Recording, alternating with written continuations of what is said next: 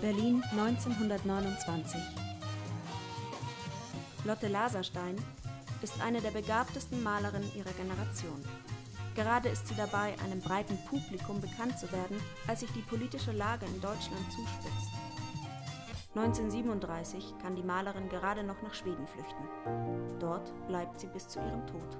Ihre Bilder geraten in Vergessenheit. Wer war Lotte Laserstein und warum üben ihre Bilder so eine Faszination auf uns aus? Sie hat ja zunächst Kunstgeschichte studiert, weil Frauen zu dem Zeitpunkt einfach an der Akademie noch nicht zugelassen waren. Hat dann zur Akademischen Hochschule gewechselt, als eine der frühesten Frauen, die dort überhaupt ihren Abschluss gemacht haben, hat ja ihre Meisterausbildung gemacht. Man merkt einfach in ihrem gesamten Werk, wie stolz sie letztendlich auch auf diesen Karriereweg war und auf diese Möglichkeit, die sich ihr da geboten hat, diese Ausbildung zu genießen.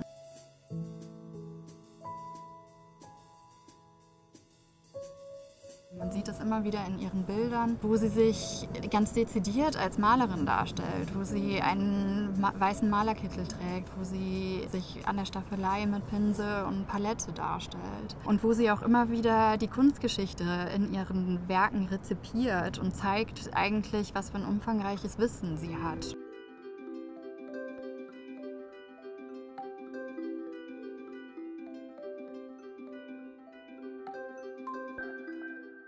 Es ist wichtig zu sagen, dass wir es hier mit einer Frau zu tun haben, die eben sich gegen eine Heirat entschieden hat, die nach dem Vorbild ihrer Tante, auch die eine eigene Malschule in Danzig betrieben hatte, dass sie mit der Kunst ihren Lebensunterhalt verdienen wollte, nicht geheiratet hat und im Grunde genommen auf den Verkauf ihrer Werke auch angewiesen war. Das heißt also, sich zu präsentieren, sich auszustellen oder die Werke auszustellen, teilzunehmen an Wettbewerben war einfach auch Teil ihrer Verdienststrategie, um als freischaffende Künstlerin zu leben. Und ihre Werke haben ein gutes Echo erfahren, wurden als dem Zeitgeist entsprechend, als modern empfunden. Sie war also eine Künstlerin, die am Puls ihrer Zeit und auch der gesellschaftlichen Strömungen und Themen gearbeitet hatte und hat daher sehr gutes Echo in der Presse erfahren.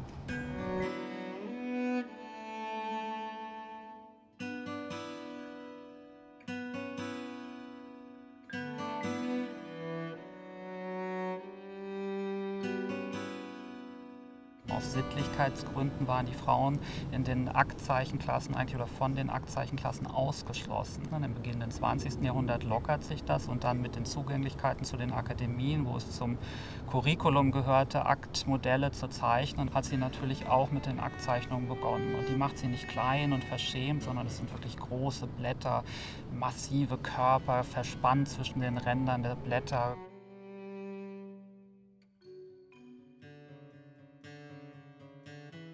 Traute Rose war das Lieblingsmodell von Lotte Laserstein. Lotte Laserstein hatte Traute Rose als Modell auserkoren, aber nie für ihre Schüler, sondern nur für sich selber. Also Traute Rose, muss man sagen, gelingt es ihr, Porträts zu schaffen, die zu ihren Besten oder die zu den Besten ihres Werkes eigentlich gehören, weil man merkt, die Chemie stimmt zwischen den beiden und auch in späteren Jahren wird sie immer wieder auch sagen, es sind unsere Bilder. Sie spricht also von Koproduktion. Traute Rose wird in Lasersteins Aktdarstellung nicht zum sexualisierten Objekt letztendlich, wie man das oft in der Neuen Sachlichkeit bei Dix oder Schad sieht, sondern Traute Rose ist in Lasersteins Darstellungen immer noch die emanzipierte, starke Frau, die ihren Körper auch präsentiert und sich dem bewusst ist und den in einer Form nicht versteckt, aber gleichzeitig auch nicht darbietet und zur Schau stellt.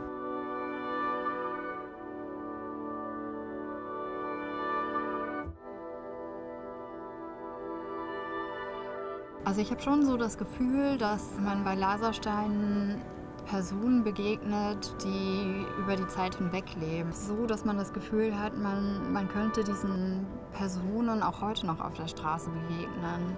Und diese psychologische Tiefe und diese Nähe, die man zu den einzelnen Dargestellten aufbauen kann, ist etwas, was einen heute noch bewegt.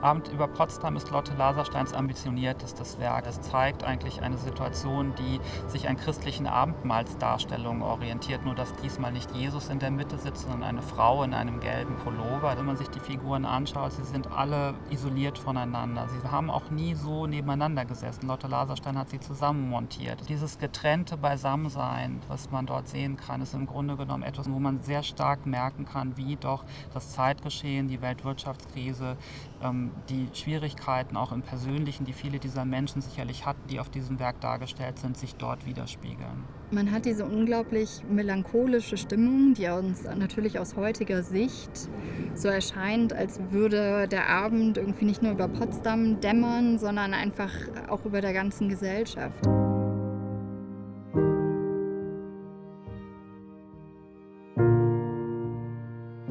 Lotte Laserstein geriet in Vergessenheit, weil sie Deutschland auch verlassen musste. Sie emigrierte 1937, in dem Jahr, in dem die entartete Kunstausstellung in München eröffnete und viele Künstler für sich überhaupt gar keine Möglichkeit mehr gesehen haben, in Deutschland zu bleiben. Sie galt, obwohl christlich getauft, als Jüdin.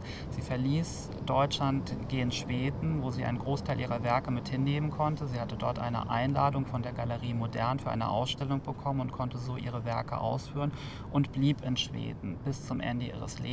Etwa ab den späten 1980er Jahren gerät sie wieder eigentlich in das Blickfeld der Öffentlichkeit. Dann dauert es in Deutschland aber trotzdem noch ein paar Jahre. Und durch die Forschung kam es dann 2003 zu einer großen Retrospektive im Verborgenen Museum in Berlin, die Lotte Laserstein wirklich wieder auf das internationale Parkett brachte und auch dazu führte, dass in Deutschland Werke von ihr angekauft wurden.